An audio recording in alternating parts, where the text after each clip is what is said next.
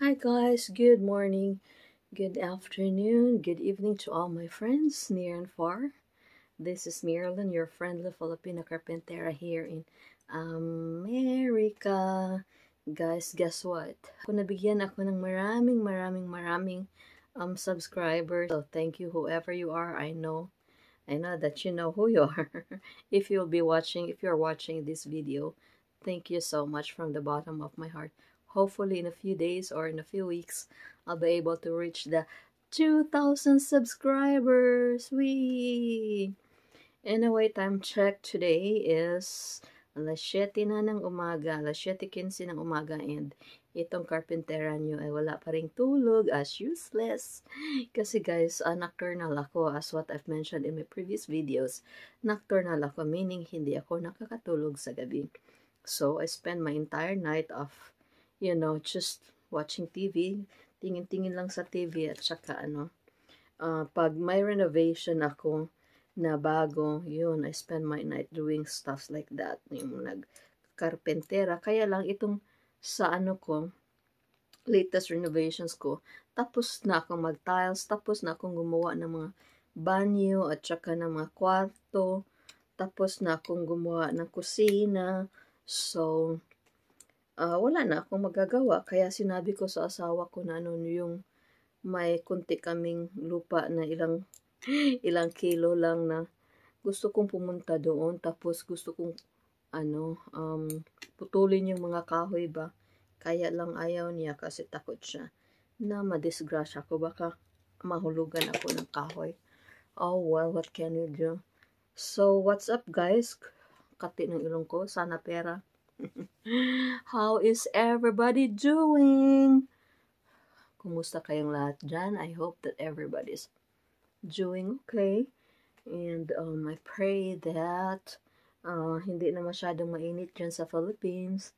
And I pray na walang nagkakasakit and walang nag-heat stroke. Guys, if lalabas kayo, please drink lots of water. You need electrolytes, you need hydration para hindi kayo ma-heat stroke. Nako, napakahirap pang ma-heat stroke, guys. But anyway, natanggal yung ko. Oh, parang gusto ko rin naman. Parang akong Reyna sa puting tabil. Joke. But anyway, naglalagay lang ako ng mga beauty essentials ko skin care products kasi matutulog ako in a few minutes, and so lalagyan ko lang ng itong mukha ko pang mga chinchunso, ha. Uy, mahal dito to guys. Probably nasa to $6. How much is $6 in pesos? Mga almost tag lang ito noon, tag 30 pesos lang when I was in the Philippines. So yan yung gagamitin ko. Tapos ito, I really like this one kasi siya, very good moisturizer. Kaya lang wala na, and yung in-apply ko kanina was this one, vitamin C. So, next kong i-apply, guys, mag-apply din tayo, guys, sa mukha natin pag may time, kasi ang dami ko na talagang wrinkles, ang dami ko na mga dark spots. So, kailangan na talagang, tingnan niyo, mukhang taga Mars. But anyway, teka lang ha. Next application would be this one. And then, no, sorry about that. I'll probably start with this one. This is actually a hydration mask, face mask, but hindi kailangan gamitin araw-araw, guys, kasi no need to be used only kung yung face mo is napaka-dry talaga. Ito yung linalagay ko sa mukha ng asawa ko every time na i-massage ko yung face niya, kasi nag-hydrate siya sa mukha. So, yun. And talking about asawa, guys, oh, I have a really big problem.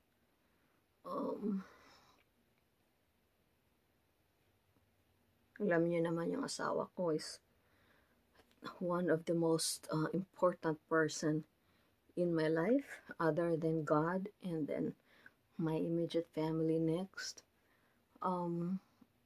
Di ba na ano ko sa inyo, na-mention ko sa inyo yung yung namatay yung babies namin, fur babies namin, no? Parang anak talaga namin and that was 3 weeks ago, 4 weeks ago. Seems like eternity na. But parang anak namin yun. Tapos yung una, napakataba na kitten.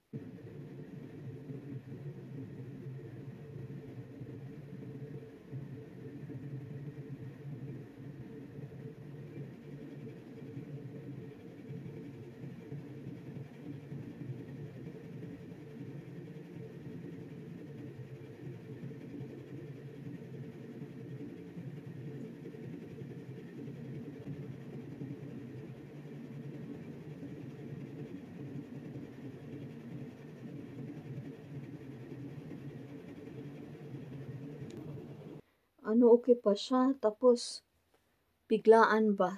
She was just very healthy. And then, one day, one night, because natutulog sila kasama namin, ayaw na niyang ayaw na niya ng, she doesn't like to, stand up and, get out or eat or something. So, sabi ng asawa ko, ano bang nangyari dito? Tapos, yun, sabi ko in the morning, dadalhin natin sa hospital. So, dinala namin siya sa hospital na ICU siya, guys. ICU dito is like 50 to 60,000 pesos overnight para sa mga hayop. So, in ICU namin siya.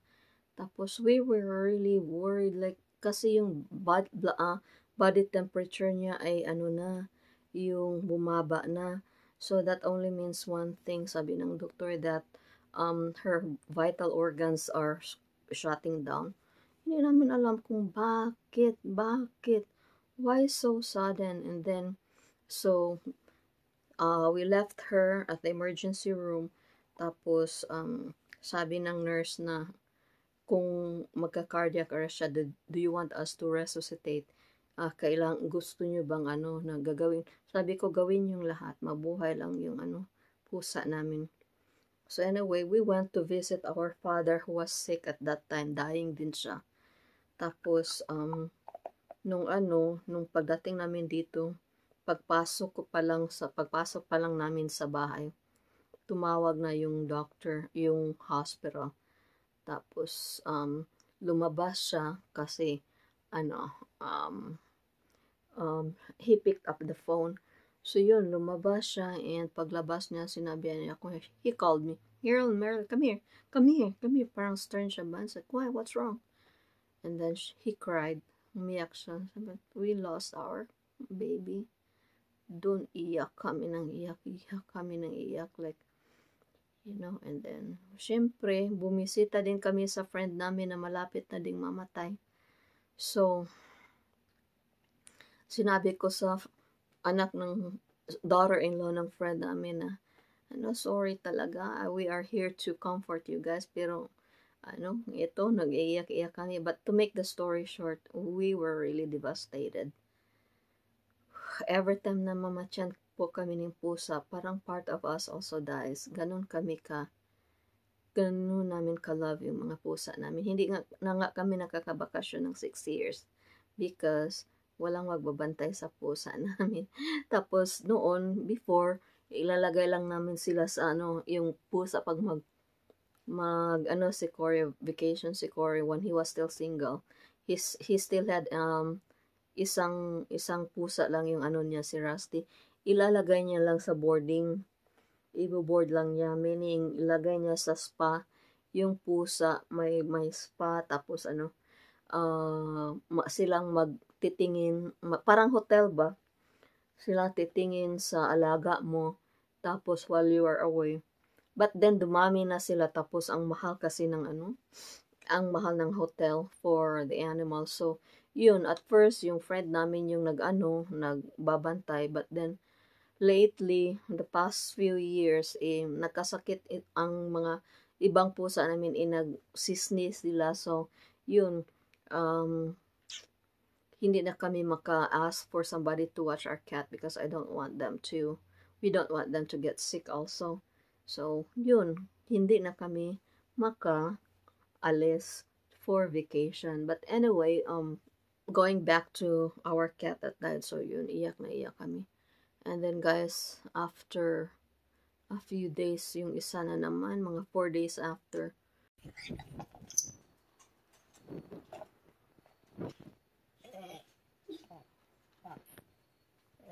um, nasa renovation si Cory, sabi niya, Marilyn, kami, sabi ko, nagmamiyaw yung pusa ko, but she's already 15 years old.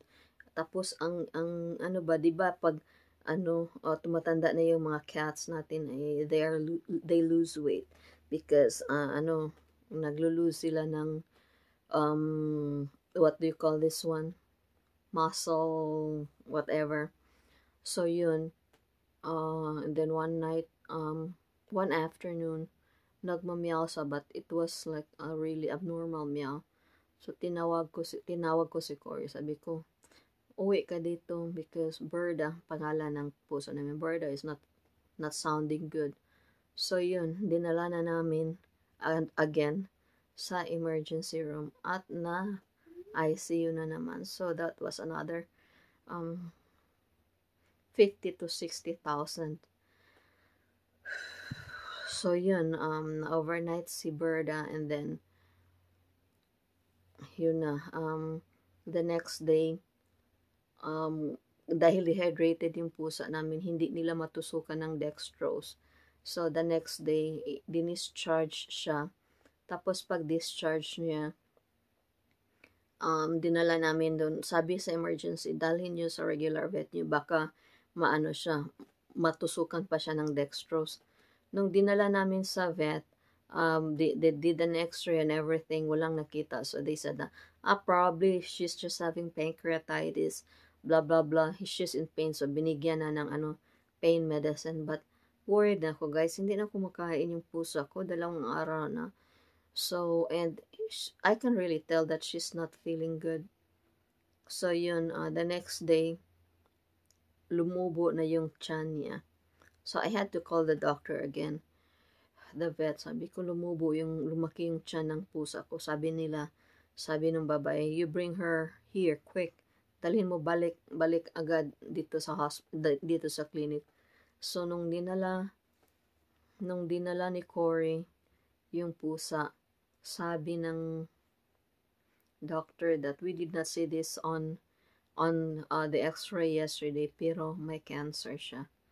And she is not in a good mood. Good condition.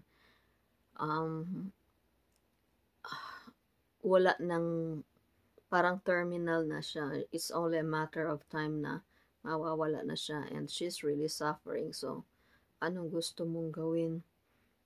Tapos sabi ng asawa ko, oh my gosh, another one. So, that was really tense for us those weeks. So, umuwi siya, si Cory, tapos, ginising niya ako, Meron, wake up. Sabi ng doktor, euthanize na lang si Berta daw. Tapos, sabi ko, sige, kasi, the night before, kita ko na siya nagsasuffer siya. So, yun, bumalik siya, tapos, doon, kinarga niya si Berta, nakatingin pa daw si Berta, peacefully sa kanya, tapos inenjikan nila ng pampatulog and then pampastop ng heartbeat niya.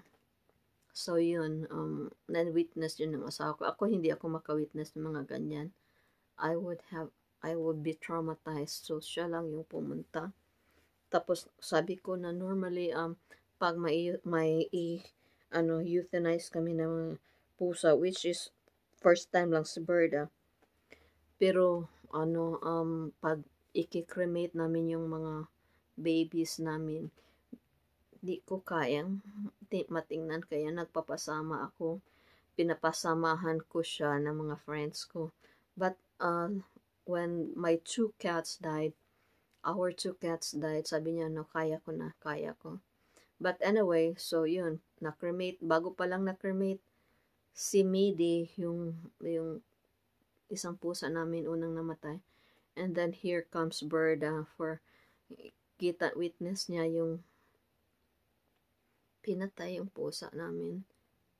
Euthanized kasi sabi ng doctor na this is the most humane way to let go of a cat, kaysa mag-suffer siya and mamamatay pa din siya kahit na paoperahan niyo, she wouldn't make it. So we might as well put her to rest in a painless way. So yun, and yun yung nangyari. And then from witnessing that to going to pag-inject daw ng ng pag-stop ng heart niya. Sabi daw ng doctor na, okay, she's gone, she's resting now. Tapos, umiyak daw yung asawa ko. Tapos, para siyang baby pa na, I need a hug. Tapos, hinag siya ng technician. Umiyak talaga siya. Tapos, I told him na, sorry, I wasn't be there. Kasi baka mabaliw ako witnessing that. And, sabi ng asawa ko, it's okay. I just needed a hug at that time. So, ito, i-cremate na naman. Pag-cremate, expensive in cremation dito, guys. Almost 20,000 pesos. So, dalawa yung cremation that week. Tapos, dalawa yung na-ICU. Tapos, euthanasia, pag-inject, and x-ray, and doctor's visit, etc. etc. So, napilayan talaga kami financially, and yun, kaya sabi ko almost 200,000 yung nagasto namin in just a matter of 4 days. But anyway, so that, and as the days progressed, yung lagi lang kaming naiiyak. Sabi niya, the house doesn't feel the same anymore. Sabi ko, oo nga, but we have to thrive, we have to survive. Sabi niya, may 8 pa tayong pusa. Tapos, pag namamatay sila, like, parang di ko na kayang to experience this grief 8 times. Sabi ko, gano'n. Sabi niya gano'n. Sabi ko, ako din, but God's grace is sufficient. Part ng package ito nang nag-rescue tayo ng mga pusa. Alam natin na they will go first. So, yun. But anyway, the other day, nag-haircut siya sa hair niya. Nakita ko na may isang spot dito na ganun kalaki na walang buhok. My term dyan sa English. And that happens when a person is in deep grief and stress, na extreme yung stress and grief niya na hindi na kayanan ng emotions niya, kaya nalalarot, natatanggal na yung mga buhok niya. So yun, kaya stressed out siya for the past 3 weeks or so. Kaya kung pwede lang, ako na lang sana yung magkasakit, wag lang siya. But, we grieve in our own different ways, and parang sa kanya, parang nahihirapan siya. So, guys, please pray for him. I've got the best husband a wife could ever have. Meron man kaming mga differences, but, I wouldn't exchange him for anything else in this world. So, please pray, and hopefully malagpasan namin ito. And mahirap, 'di ba? Sasabihin ng iba, para pusa lang 'yan eh. Pusa lang kasi para sa inyo, but in our case, para sila naming mga anak. They are our children. Wala kaming anak, and even if meron kaming anak, they will still be part of our family. Mga anak na pa rin namin sila because they are so precious to us. So, salamat sa iyong pakikinig po, and please continue to watch my other videos, yung pagkakarpentera namin dito, pagkakarpentera ko dito, and I will give you an update on the backyard renovation later on, maybe tomorrow, God willing. So, mamumulot muna ako ng libreng mga tanom. Mga ano ba, parang gagawing ornaments doon sa bare in the backyard namin. So, again, thank you for watching, and may the Lord bless you and keep you. Ingat kayo dyan. Bye-bye.